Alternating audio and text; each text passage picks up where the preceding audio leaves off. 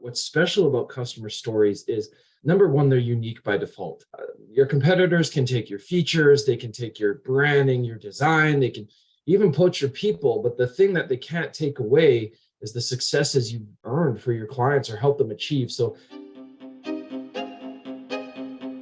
it's our job to tell better stories.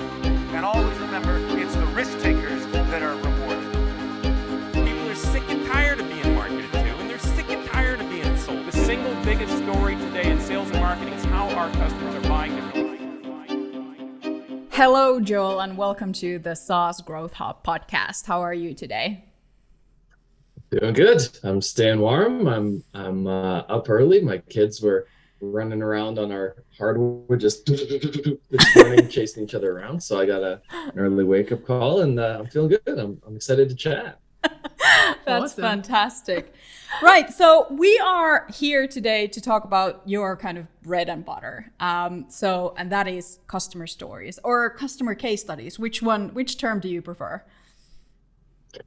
I like customer stories so much more. It's unfortunate because the company's called Case Study Buddy, and I kind of wish Customer Success Story Buddy rolled off the tongue a little better. But case study just sounds so clinical, like you're going to wheel the customer out on a gurney. And it sounds so cold and distant. So I like customer story because it feels more inclusive and warmer and celebratory versus like, we're going to analyze you here.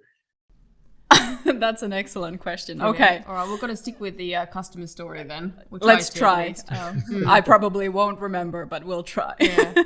Okay, so first of all, customer story is probably the only type of content that does not need convincing to do. Like marketing wants them, sales wants them, management wants them, CCs wants them. So this might sound like a silly question considering that, but why are customer stories so important?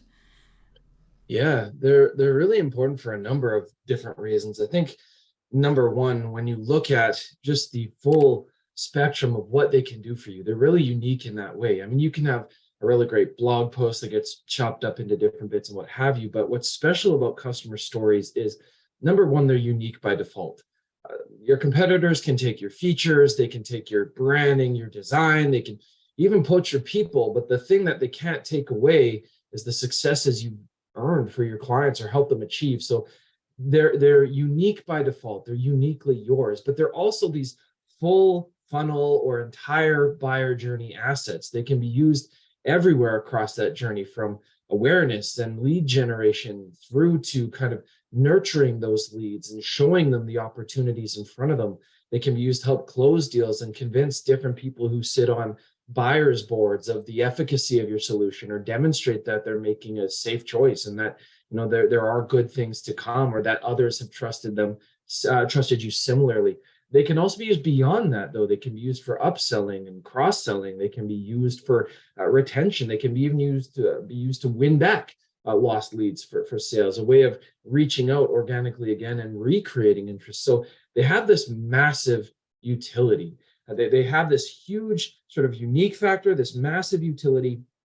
And then also they're these bridge building assets with your customers. It's a chance for you to learn a great deal beyond just giving you a marketing and sales asset. The other things that come out of doing these stories are things like stronger relationships to your customers, when they feel heard, when they feel like they've had a chance to share their story or share their concerns or share what they'd love to see. It's a moment you can celebrate with your client when these things go live and deepen those accounts. Product should love case studies too, because when you hear how people are using these stories, it can give you ideas for new features and new directions to go in. So that combination of utility and bridge building and uniqueness just creates huge opportunities from customer stories. Oh, that is a huge spectrum. Where you can actually use them, and that's probably is that actually the reason why is it it's so difficult to actually create and publish quality customer stories, because you have to kind of pinpoint what you actually want to do, right? Yeah, I think the challenge is inherent. It's funny because everybody wants these, but when it comes time to operationalize these, not everybody plays ball. Everybody says, we'd love more references, we'd love more stories, we'd love more of this or more metrics and stories and what have you. But all too often, then it's just, okay, marketing, go get it. The marketing gets unleashed and says, oh, go chase them down. Well, in reality, I think part of what's difficult about publishing a quality story is that it's a team effort. The whole company, to some degree, needs to be aligned. And so it's difficult because, as you were saying, strategy has to be there. There has to be a plan. Going in, you should know what types of stories are we looking for? What types of customers are we profiling? And we want to have the end in mind. What are we ultimately looking to turn this into, whether that's formats and assets or even narratives and angles and things like that? I think within the teams, there needs to be discussions about, well, what would you benefit from most? Sales team, what would you benefit from most? Leadership, where are we going? And how will these things support that? How can we make sure that the things we're creating aren't just these, well, here's another win and it gets slapped onto the blog post? So I think internal team alignment is really the reason that it's so hard to publish quality stories, even more so than getting customers on board, which we know is a challenge. But it's that lack of internal alignment that makes it so hard when we treat it like one team ought to be responsible for the entirety of getting this done. That makes their job very, very difficult and makes it all the more difficult for them to deliver something everyone actually wants. So that's the sad irony, is everybody wants them, but not everybody plays ball or even knows how to play ball to get them. I love that, because when you said that, why is it so difficult to make these quality stories? So I'm wondering, how do you look at what makes a quality customer story? What makes it stand out from, I don't know, from hundreds of, I don't want to say substandard, but like standard customer stories? Yeah, I think unfortunately there are thousands of substandard customer stories, right? I think first and foremost, the customer needs to be at the center. This is a customer success story, not a you success story. It's not about your company. It's not about what you did necessarily, though you play a key role. But stories that are substandard don't put the customer in the spotlight. They're bullet point lists of here's what we did. Here's KPI, metric. They're these stories that kind of put all of the emphasis on what was done and all of the emphasis on here are the metrics and none of the emphasis on that human element of that trajectory of there being a problem that somebody had and somebody experienced. Not just that they had it, but what did it feel like to be there? What were the stakes of not solving that problem? What would have happened if that didn't come to fruition? And then when we get into the solution, going beyond just, oh, here's the things that we did. Well, for software, for example, what was unique about their deployment or the way that they used those things? For services, why did you take that particular approach? Why did you take that strategy or that angle with them? Showing the thinking behind what was done is part of what makes this valuable. And then in the results section, going beyond just, well, here's what was achieved, and delving into, why was that meaningful? What did that make possible? One of our favorite questions to ask customers in interviews is, what can you do now or do better because of X solution? And it's not just, oh, we saw 70% lift or 100% more sales or what have you. What did that mean for the individual? What did that mean for their boss? What does that mean for their company? So when you have that customer at the core of the story, that's a quality story. And when you bring their words in to drive the story and to expand on the points that you're making and to really have this narrative arc instead of like, okay, here's some stats and some figures and move on to the next one. That's what really separates things. I think the last thing that I'd say is increasingly seeing different media or visuals brought in to add that credibility, whether that is video, whether that is audio, whether that is visuals, images, icons, whatever it might be, but understanding how people want to engage with the stories you're telling, that makes for a quality story too. Giving their eyeballs a break, something to look at, something to listen to. That not only deepens the story, but helps really put the spotlight back where it belongs, on the customer, on their story, on their journey. And then in doing so, you ultimately make yourself look better anyhow. So that's pretty much exactly what you said just in the beginning. That case study is actually that really clinical term, and customer story brings in the humanity, the warmth of what we actually want to read about. Because numbers and that is it can be very cold. And I love warmth. And I know that most of people actually want to hear about people. We are human after all. I would hope so, yeah. I think there are so many things in your answer that we want to get to, and we will a bit later. But before we get to that point, I kind of do want to talk about the role of customer stories for revenue and how they serve business. Because, I do follow you on LinkedIn, and one of the favorite quotes from you that I've seen is this, and I quote: "Customer story should serve real business and revenue goals. You're not out to publish one more win or a collection of nice quotes." End quote. Yeah. It's so great, because I think the way marketing or marketers usually approach customer stories is, hey, we have one new happy customer, so let's make a story so they can tell us how happy they are, Yeah. So can you tell us, how do you make customer stories serve business and revenue goals? What does that actually mean in practice? And how do you do that with warmth? Yeah.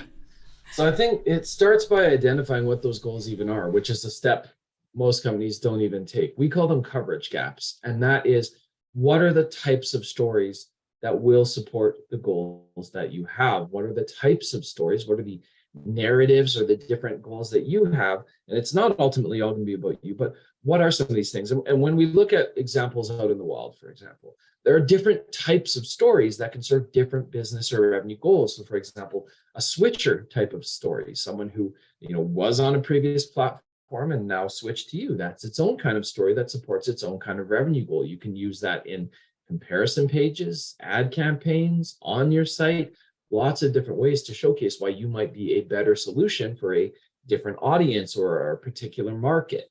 So those switcher stories can be valuable, but there's also implementation stories, the stories of just getting going. A lot of the time we wait till they have these huge lifts and they've seen these big results, but a successful implementation, there's a lot to be learned and a lot of revenue or business that can be driven off of that, because one of the key questions, especially when it comes to, again, software or complex solutions, is how long will it take? How do I know it's going to work? How do I know they're going to look after me? Those stories answer those types of questions, and they give you the opportunity to kind of preempt and take those objections or those nervous kind of conversations in your customer's head directly on. I think there are other stories about, cross sells or upsells, those types of business or revenue goals. Like if you have a premium tier, well, maybe there's an opportunity to be telling stories about someone who started on the basic tier and then upgraded, and what were their consideration points and how did that benefit them and what did that look like and what were they nervous about and how did that ultimately prove valuable to them. That serves its own business or revenue goal, because now you've got this story that you can use to sort of foster others to consider that upsell or to consider making that leap or taking that action. So it's not just about marketing goals. There are business and revenue goals that will revolve around specific KPIs, marketing qualified leads, traffic, things like that. And I think those are considerations too. Having a well-optimized and published story can certainly drive in traffic and create leads and create awareness. And so maybe you're publishing intentionally about different industries or different companies so you can capture that traffic. But I think to make this practical, how do we go do this in real life? I think it starts with conversations internally, talking with sales about, what do you wish you had a story for? Where are you light on proof? Where would you love to be able to go, here's an example of that. When you look at product marketing, or when you look at marketing as a whole, what use cases today are ambiguous or poorly covered? What stories could you tell to help people see in action how your solution is being used and used successfully? I think it's talking to leadership. Where is the company going? Who are we trying to attract next? What markets might we be trying to penetrate? Who might we be trying to compete with next, and looking to the future, and then proactively curating stories against that. So having these conversations, documenting these different needs, and then together prioritizing, okay, for this quarter, what do we focus on? For next quarter, what might we focus on? And then to bring that back to warmth, it's not about going in and forcing a narrative. It's about understanding who in your client base might actually fit that profile, and then approaching them in what is ultimately a more personal and specific and warm way, saying, we want to feature you, and these are the reasons why. Here's why your account. Here's why we think your story is special, important, worth sharing. Now, instead of a blanket kind of shotgunning, hey, want to be in a story about us and maybe you, now you can be very intentional about saying, we love the work you're doing. We love the outcomes you're seeing. We'd love to showcase you in the best possible light. And you can be very specific and personal about that. And I think that improves win rates, that builds relationships, and that allows you to be more strategic in the publishing as well. So how do you go about measuring the impact of customer story or the return on investment, and should we be looking at that for one specific type of content in the first place? Yeah, this is the hard question, is how do we know it's working? How do we know the machine is running the way that it's intended to? And I think we have to start by looking at it through the lens of, we just spent some time talking about all the different ways we can deploy these. You can put them in ads, you can use them on social, you can have them in email series and cold outreach, you can have them in nurture sequences. Sales might be pulling them in on calls. You might have them posted to the site. They might be optimized, they might not be. So before we leap to like one super metric or anything like that, I think it's important to understand and take inventory for yourself of where and how are we deploying these. I think we can get quite granular when you look at things like ads, when you look at things like social. Well, what metrics are appropriate there? You probably want to benchmark against other campaigns you're running. So for example, if you're using a customer story in an awareness campaign, well, how much is it clicked? How often is it viewed? How often is it engaged with? And importantly though, benchmark against ads that don't include those stories, because if other things are absolutely crushing it and your stories aren't, that's okay. These don't have to be the silver bullet, but benchmarking there is important. I think when you look at on-site, on-site experience, I think it's very difficult. I think it's dangerous to go one-to-one conversion. Read story, goes and signs up for a demo. Sometimes that will happen, but that's not usually the way people buy. So I think we want to look at metrics surrounding things like time on site. Are they actually consuming the story? Scroll depth? Are they actually paying attention to the details? I think we want to look at traffic if you're measuring things like awareness, and then you do want to look at, if you're able to track it, things like assisted conversions. So where in that journey was a case study looked at?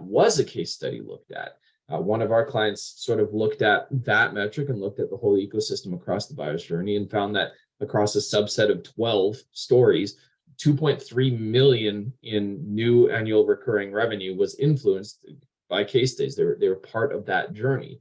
But if you isolate that down to just the case study and just how many people took a demo after reading this, you would miss that. You would miss that impact.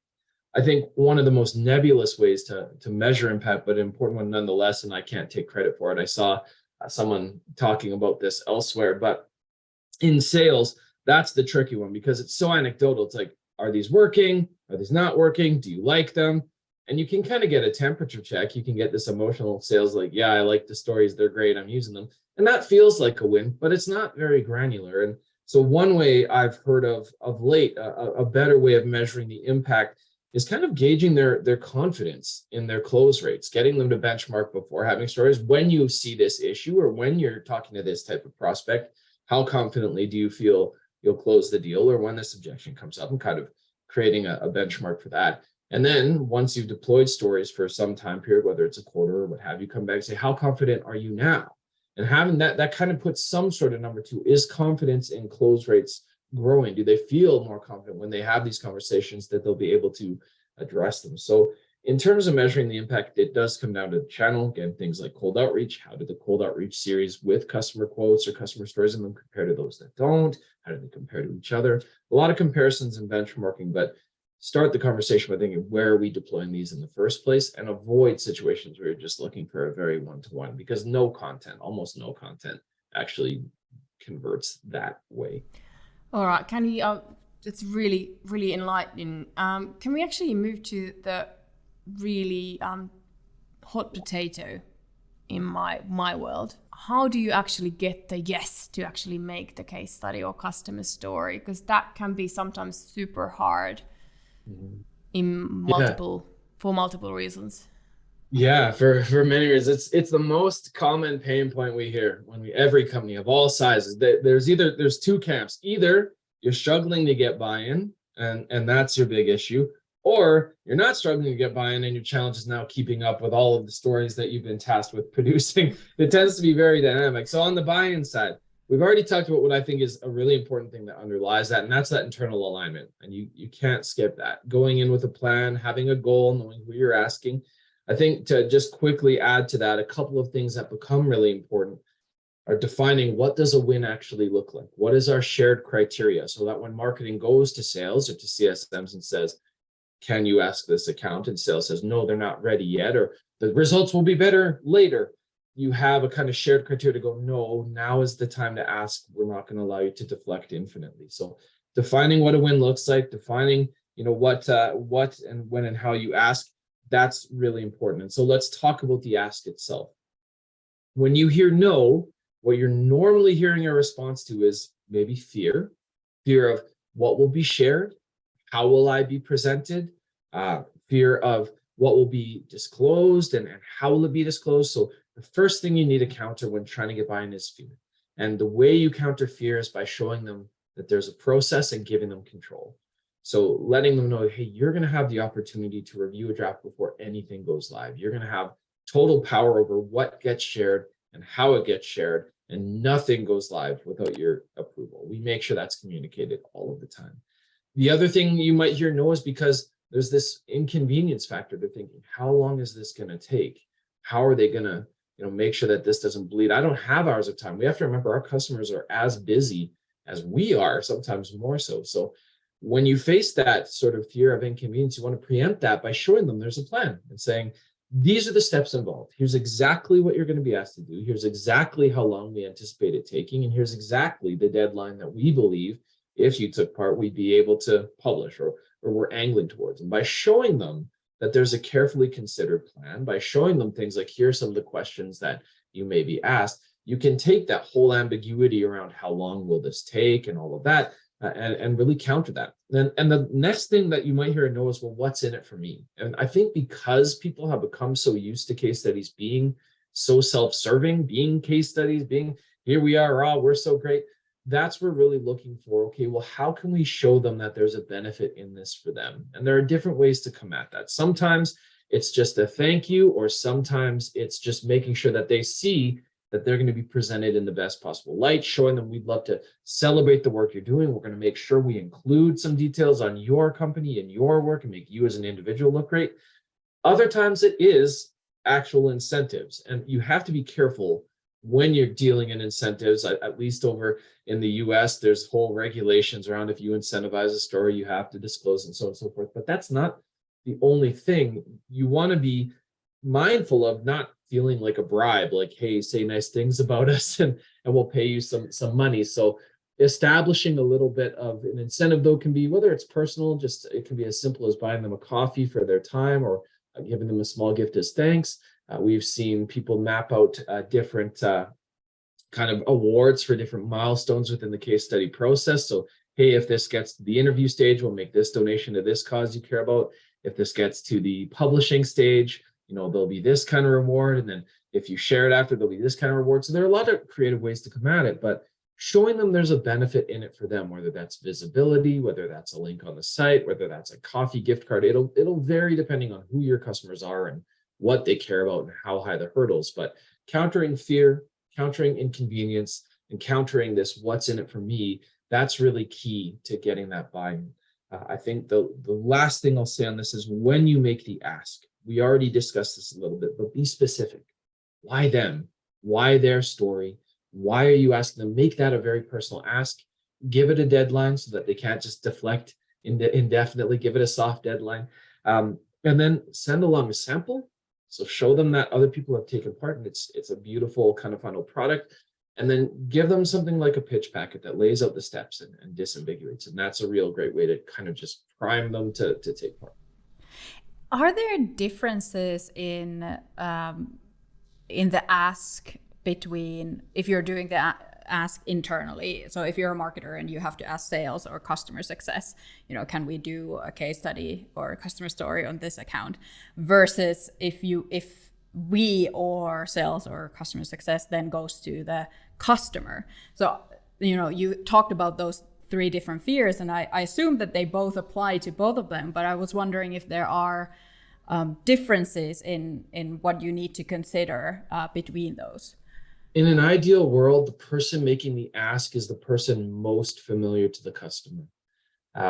It's very difficult as a marketing team to swing in from the outside and go, hey, you've never heard of us, but would you be in a story? You know, and that's part of why you need that internal alignment. You really need to be pulling as a team. Some of the things that marketing can do, because you can imagine sales wants to sell. CSMs, they've got other priorities. They've got other KPIs their job are measured against. So some of the things you can put together are templates for making the ask, little scripts, whether it's, hey, you're on a call, here's some language you can use to kind of set the right expectation. It takes the ambiguity out of it for your team and makes them feel more empowered and more likely to ask. Or even drafting an email template. You know, like I do believe live on a call or in person is the best way to ask, but email also works. And so drafting a quick little email template that sort of succinctly lays out, you know, here's an area to customize about why them, but here's some of the things, you know, here's the pros, stucks, whatever. Having that at the ready so that they can then turn to those templates when making the ask, that helps them feel confident and operationalize it. So I think if you're not in a position where you can be empowering and arming the people closest to the customer to be making that ask, then everything I just mentioned just gets dialed up even more. You have to bear in mind that you are potentially a stranger to this person. And just because they have a relationship with your company, they might not have a relationship with you. And so the best is to have someone they know make the ask, but barring that, just bear in mind that they will maybe be taken aback by the fact that they don't know you. See if you can involve that other person in some way, even if it's just CCing them. And then you might want to even consider name dropping. You know, this person was talking about the great success. So I think just the degree of resistance to those things is that much higher when it comes from someone they haven't personally interacted with previous. You mentioned earlier about the kind of using customer stories as assets in different times of the customer journey. Do you think that kind of what kind of opportunities do you actually think that companies miss with their customer stories?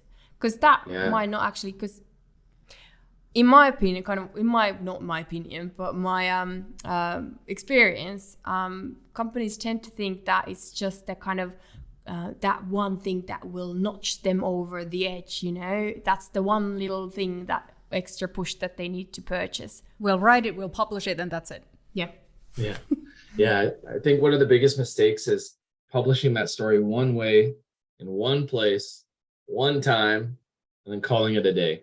And I think the reason that happens is because there's so much work that goes into telling that story that by the time you get to publish, it is like, oh, we're done. But really your work is just beginning. So some of the opportunities I think companies miss, really granular, really specific.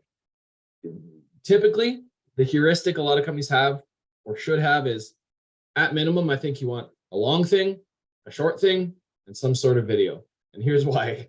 The long thing is usually the thing that lives on your site. Now, just because it's long doesn't mean it's agonizing to read. You still format it for scanning, blah, blah, blah.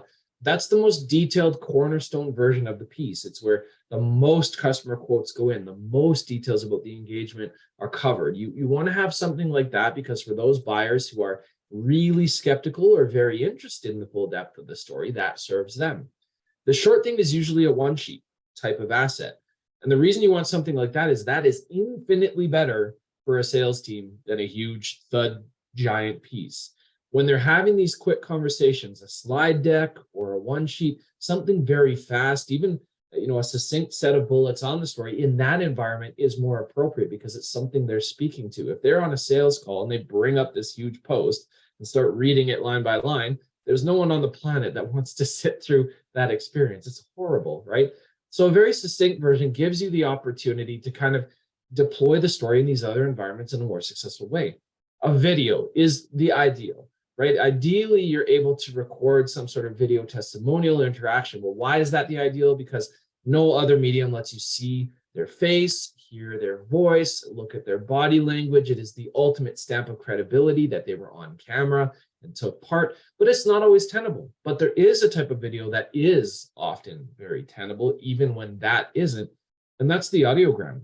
Normally, you will have audio recorded from that call, and you can turn that into whether it's an audiogram or a quick animated, I'm seeing more come out, animated little versions of that using the customer's own voice as their own narration.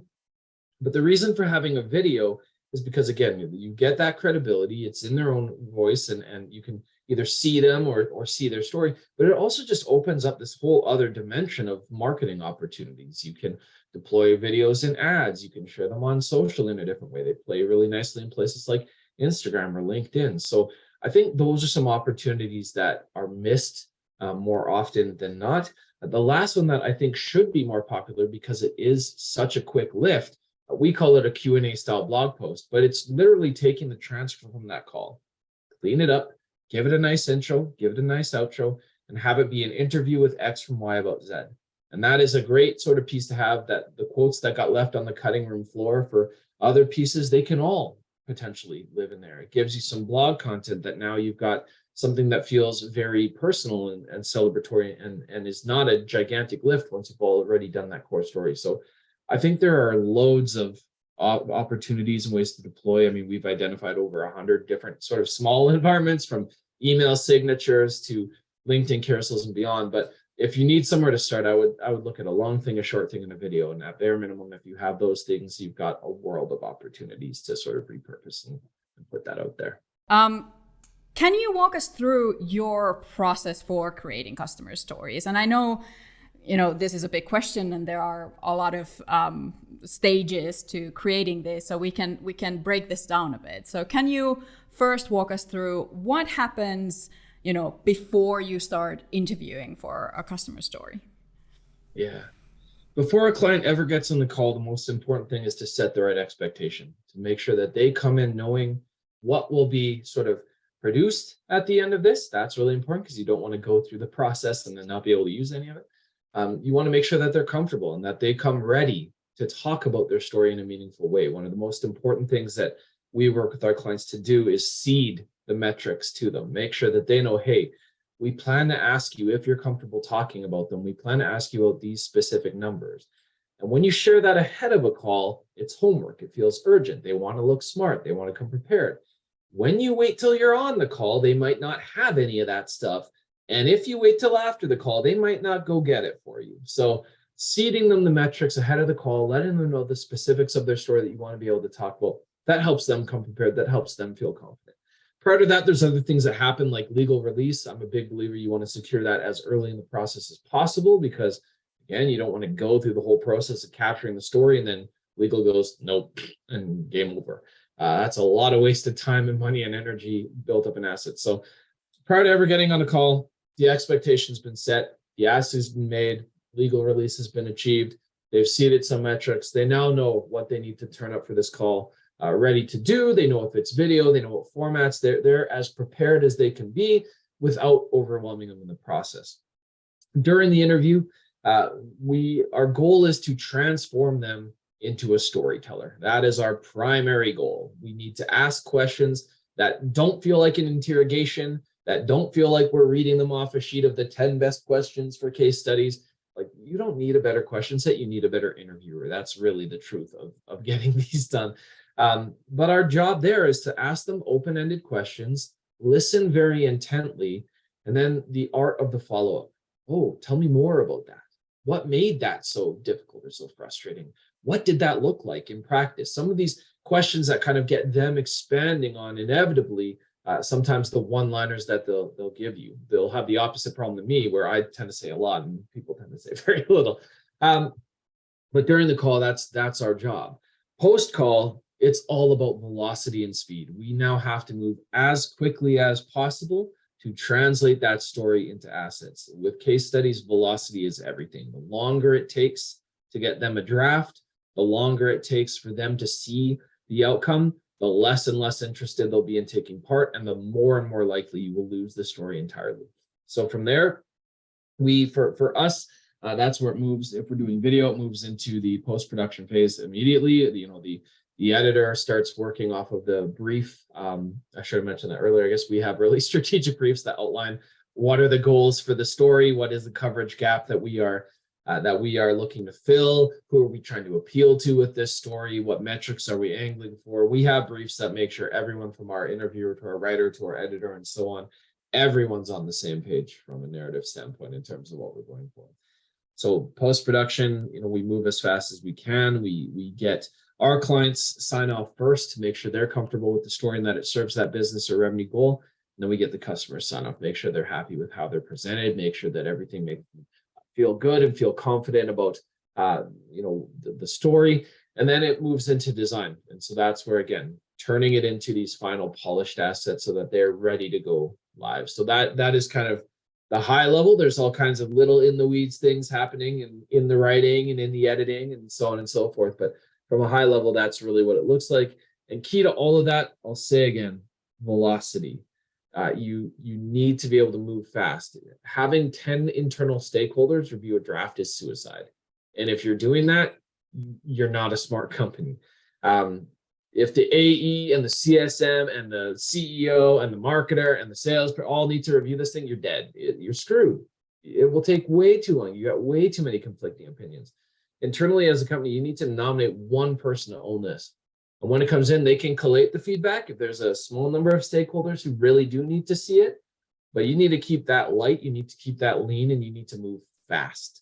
And so that's what we're engineered toward, because slow is suicide with case studies. It's really dangerous. Tell us what is fast for you guys? How long does it take for you to get a customer story ready from the beginning to an end? Yeah, I'll go from the time of the interview, because that is the moment we start controlling things, right? Like we book the interview as soon as we feel prepared. So we will normally review the brief in advance of the call, make sure that everyone on the team knows what's up. From the time of the interview, we target 5 business day turnaround to first draft of written pieces. We target maximum 10 business day turnaround for video cuts. Video is a little bit more of an involved medium. Normally we're much shorter than that, but kind of a week to first draft so that they can see it. From there, for our clients, we put to them, we want your feedback in 5 business days maximum.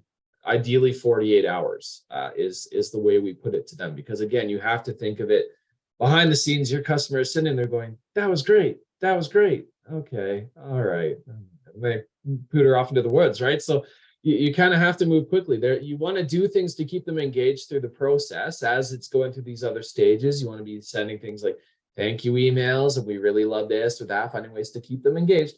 But we target 48 hours for our client, 5 business days max. And then from the time the customer sees it, we really angle towards, if we can get the entire process start to finish from interview to final design done, 30 to 45 days total, that's the goal. Sometimes it's faster when everyone's really responsive and really aligned. The longest we've ever chased this story was 2 years, but it did get published in the end.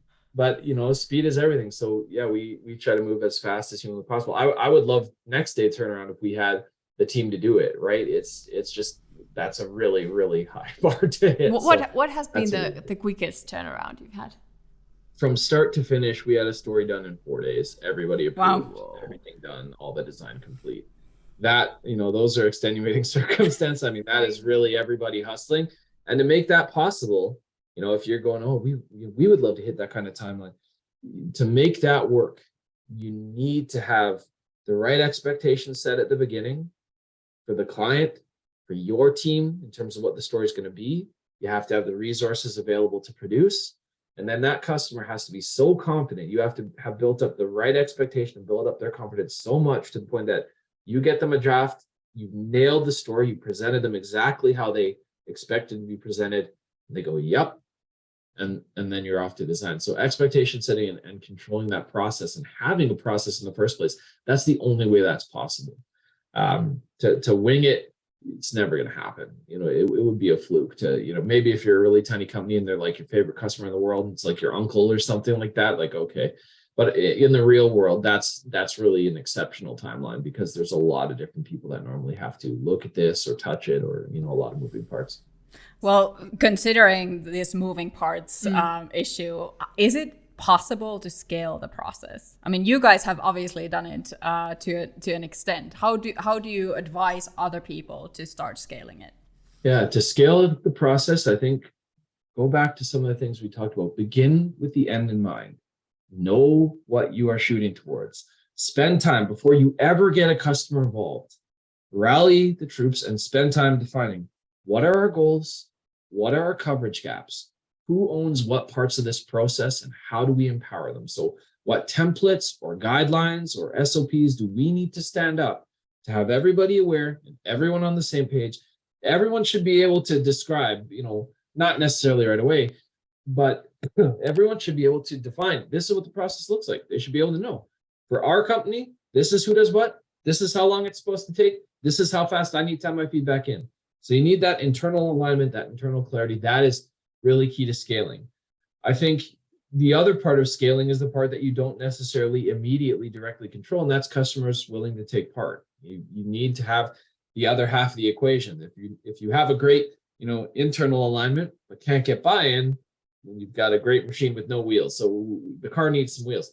So that's where, again, when you're very intentional about who you're asking, how you're asking, when you make, I think having a culture of talking about KPIs with your customers normal is a gigantic help.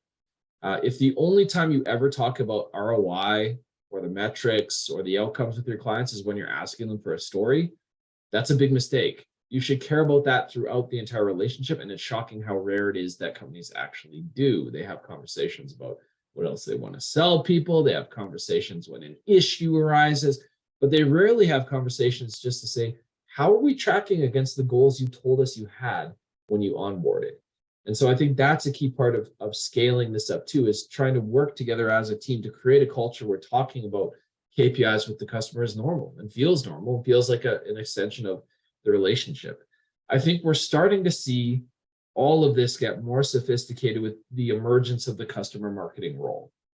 I have seen since Case Study Buddy started, 7 years ago to date, companies are starting to put a lot more time and attention and money towards customer marketing roles because they realize this stuff is hard. And so there are other things that the customer marketing team or customer advocacy team can do to help scale this too. Things like building out customer advocacy boards or running customer events and things like that. That's like the 301 kind of level of stuff. That's, most companies are nowhere near that. But I think in the future that will become more and more normal. But for today, if you're thinking about scaling where you're at, start with internal alignment and then focus on how do we make it as easy as possible to know when there's a win and make the ask in a confident way. So you have to be ambitious with clear objectives. Yeah, totally. We talked about the warmth of the case studies earlier on, but we all know that the numbers, they do tend to actually make the story, and they kind of make the customer story stronger and kind of to the point.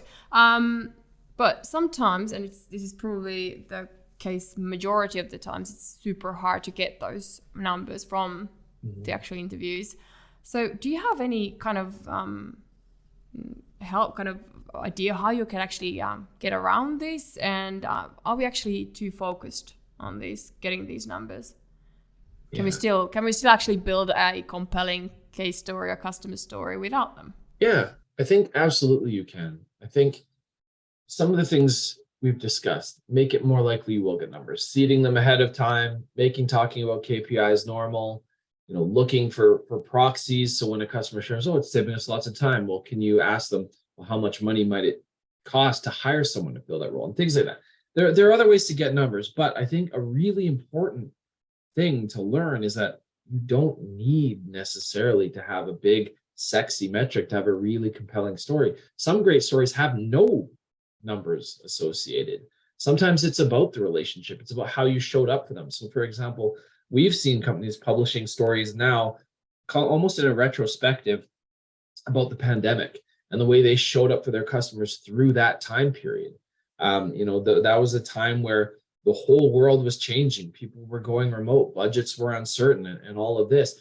And so some really great customer stories in B2B are coming out about the relationships that were fostered through that time and how companies showed up for those customers and how they helped them, maintain what they were doing or avoid having to lay people up or whatever it might be. There's not necessarily, sometimes there's metrics in that, but there's not always a clean metric there. Other times, it's about the experience or the trust. Not all of the questions that your leads have are about metrics either. They don't get on a sales call and necessarily go, I heard that you helped HubSpot double conversions. How are we going to double conversions? A lot of the time, they're curious about the process, right? They're curious, like, how do you even come at this? Or they're looking for examples of people like them deploying. And what does that look like in an organization like mine? What does it look like in a company like mine? Sometimes they're looking for examples of, stories that demonstrate that their use case is even possible. They're thinking, I would like to be able to use the tool for this. Is that even tenable? Is that even something that can be done? So while it's great to have a metric, and I think metrics, it's hard to argue, they get the clicks, they get the eyeballs, they might be the initial reason for reading the story. But I think when you spend time to find out where are the stories we have that might not be metrics based, start by mapping out the pain points customers have. And do all of those have metrics associated? For the ones that don't, could you tell a story about those? Could you tell a story about how that pain got solved? Is there a relationship component to that? Look for the outcomes that your clients look for. Not all of those will be metrics based. Some of them absolutely will. Some of them are directly metrics based. You want to focus on that, but others are not. So talk with sales, talk with the team, map out the pain points, map out the desired outcomes, and look for those angles where, okay, we can't get metrics for this story, but how can we spin this story in a way that gives us the opportunity to either showcase the relationship side of it, demonstrate the process behind what was done, because that's valuable to have insight into. You asked me about how long a typical story takes for us, but as I was describing the process, you weren't going, okay, and how many words should a case study be? All like these really granular pieces, right? So I think map out the pain points, map out the desired outcomes, and look for the story angles in that are more qualitative. Look at the qualitative questions people are asking and tell stories that answer those, or that disambiguate those, or demonstrate the practicality of those in real life. That brings me beautifully to my next question, because you have written about proactive storytelling as a way to make case studies inevitable. What is proactive storytelling? Tell us about that. How do you use that for customer stories? The way most companies tell stories today, or do case studies today, or do customer stories today, it's all reactive. So to describe it, they find out there's a win, and now it's a 5-alarm fire to discover the story in reverse. They go, oh my goodness, okay, who was the decision maker? What were their goals? Does anybody know their goals? Do we still have the salesperson who was there, who sold it to them? And then they go, okay, what is the story in the first place? What are the details? What should we be asking them about on this call?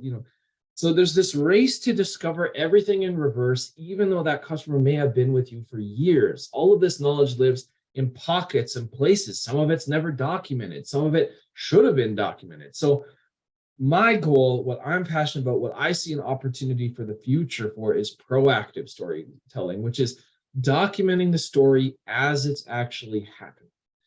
Having this be there so that when a customer has a win, it's all there, accessible for you to dig into and go, great, our job is not now to figure this all out. It's just to maximize it in a conversation with the customer. So practically, what does that look like? Again, it starts with the thing we've talked about so many times, but it starts with that internal alignment. It starts with defining a shared place for where does this information live and who is responsible for documenting it. And that can be a CRM, that can be a client wiki, that can take a lot of different shapes and forms. But what people need to know is, what am I responsible for documenting and how do I get it where it needs to be? Some of that can be automated. So for example, one of my favorite examples of this is FreshBooks, the accounting software. When you sign up for FreshBooks as part of the onboarding process, they get you to tell them what your goals are in using FreshBooks. You can select from different topics and things like that to kind of tell them, well, what is attracting you to us, or what are your goals, or what will success look like for you? And when you capture that automatically at the beginning, you shouldn't just have that poof into fairy dust or go into voice of customer research or only be used by the product team. That should go somewhere that is tied to that customer's profile, that their story. That is the first kind of brick in building this house is, well, what brought them in? What objections did they have? So capturing some intelligence at the beginning, having a shared place for it to live.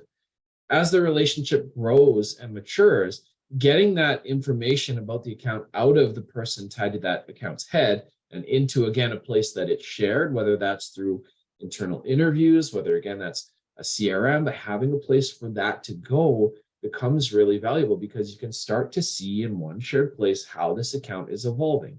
documenting things like who are the key stakeholders, who is the decision maker. It's things that already happen to some degree in most sales organizations or most companies, but they don't always get shared. So that's sort of what I mean by proactive storytelling is from the moment someone comes in, you start to document these parts of their story in anticipation of a win. And then that combined with talking about KPIs normal, understanding whose responsibility it is to make the ask, knowing your coverage gaps, and then taking this approach of escalating commitment rather than swinging in for the case study right away, doing things like customer feedback surveys and storing the results of those, and not just, again, that lives in Typeform or SurveyMonkey, and maybe once in a blue moon we'll go back there. But having these regular conversations about KPIs and outcomes and what that looks like, I believe that in doing so, you can get to a point where when a win happens, the story is there. Is that really, really hard to do? Totally. Is that why like 1% of companies actually do anything resembling that? Totally. But I think that's the future. And I think there's a lot of forces from automation to this new customer marketing role kind of emerging and growing that will make that more possible. And I'm certainly excited to see more companies at least try to get the minimum of that stuff right. What do you think are the best practices to hook the visitor from the get-go? Yeah, I think a lot of just good content principles hold up. I think regardless of the length of your story, you need to be appealing to both scanners and the deep dive listeners. That's why having things like a sidebar, having things like visual callouts, having some large pull quotes that really sell the story. I think when we approach telling a long form story, for example, we want you to be able to, if you read the full piece, get the full picture. We want that to still be a valuable experience for you. But if all you do is scan the headings and look at the big pull quotes, we want you to leave going, okay, I got the gist of that story. Because quite honestly, that's how a lot of people are going to read those. They're not going to necessarily go into every small detail. So I think, having contrast and having a good hierarchy of information, regardless of the format, is really, really important. I really think we're getting to a place where there is increasingly almost no good excuse for not having mixed media, whether that is combining video and written, whether that's combining audio and written, whether that's just having visuals that help present the outcomes. So things like infographics or things like photos or what have you. It's just purely text-based. We have reached a point in content history where there are so many tools available to not just have that, that I think there's really no excuse. I think keeping the customer at the center of the design or at the center of the presentation is also very valuable. At minimum, have a headshot. Almost everybody's got a headshot that they're confident with, or at least they're happy enough to let you use. Put the customer in the center of the story. Make sure people know that there's an actual human behind this thing. And I know anonymized stories and so on and so forth, this whole other topic we could probably spend an hour on. But I think, do things to have the customer's logo, have the customer's headshot, have that be part of that presentation so we can see that people and humans are behind this. So I think those are some of the things that I like to see when I'm reading a story, that I've been considered as a reader by having that hierarchy, that it's credible by having those different media and those different trust signals and things inherent. So, I think the worst way to present a story, I'm biased in this, is just like slap it on a blog and call it a day. Like, does it work? Yeah. Is it pretty lazy?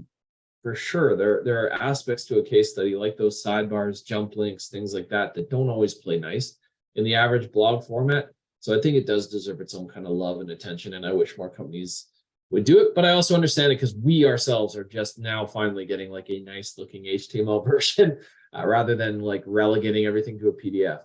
Because PDFs are easy to put together, but they're also like a terrible experience for consuming, stories if they're the only option.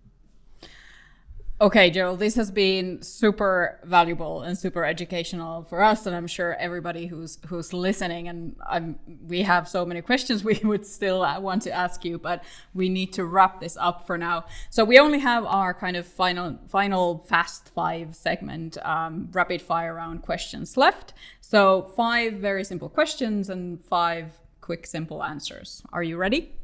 You got it. Okay. What book or books are you currently reading? Thinking in Bets by Annie Duke. It is fantastic so far. And I'm also reading The Search for God in Guinness, which is about God and beer, which is an interesting conversation. What SaaS company you love and why? I'm a really big fan of HubSpot for a lot of reasons. I think they care about this customer side. They've proven, they've done some really difficult in going from one core product to several, and they've done it successfully. And then they're also making a real effort towards things like diversity and inclusion and the stories that they feature. And you don't always see that. So I admire them for those and many more reasons. What is your favorite place to read about growth? Oh, my favorite place to read about growth. It's kind of a couple, but I get a lot out of certain publishers on LinkedIn, just people who are sharing their ideas because they're in the guts of it. I think there are a lot of like news websites and things like that, but I think you can curate your own kind of advisory board to some degree on LinkedIn. So I'm gonna, take a bit of a cop out and say there. What is the most important growth metric in your opinion? Customer satisfaction. Because if your customers aren't happy, it doesn't matter how much traffic you get, it doesn't matter how many sales you make, it's all going to fall apart at some point. And finally, what is your best piece of advice for fellow marketers? Stay curious. I think to get to a point that you think you've figured it all out is dangerous. I mean, we've done thousands of stories, and I'm still learning new things about doing customer success stories better and how we can come at it in a smarter way. So, for as much as I love to share, I still feel like I have a lot to learn. And so that curiosity piece in work and in life, I think makes everything better and more interesting. Fantastic. Thank you so much, Joel, for coming to the show. It was really a pleasure to have you here.